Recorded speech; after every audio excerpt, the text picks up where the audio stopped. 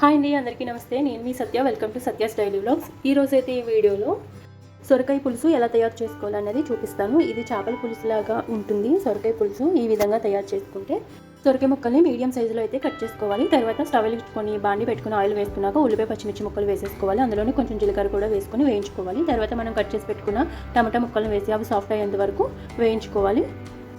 ఇప్పుడు టమాటా ముక్కలు కూడా సాఫ్ట్ అయ్యాక సొరకాయ ముక్కల్ని వేసేసుకొని ఉప్పు పసుపు వేసుకొని మగ్గనివ్వాలి. ఈ విధంగా మగ్గాక ఇందులోనే చింతపండు రసం అయితే వేసేసుకోవాలి.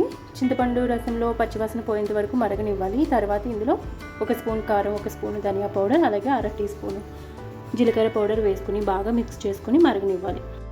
ఈ విధంగా ఒక 10 నిమిషాలు మరిగించుకున్నాక ఇందులోనే పులుసుకు సరిపడా 1 గ్లాస్ వాటర్ అయితే వేసుకోవాలి. తర్వాత కొత్తిమీర వేసేసుకొని పులుసుని బాగా మరగనివ్వాలి దగ్గరికి అయ్యేంత వరకు. ఈ విధంగా దగ్గరికి అయ్యాక మనం లాస్ట్లో అయితే తాలింపు అయితే వేసుకోవాలి. ఎండుమిర్చి, వెల్లుల్లి, పచ్చెనపప్పు, కరివేపాకు, కొత్తిమీర కూడా వేసుకోవచ్చు పోపులో.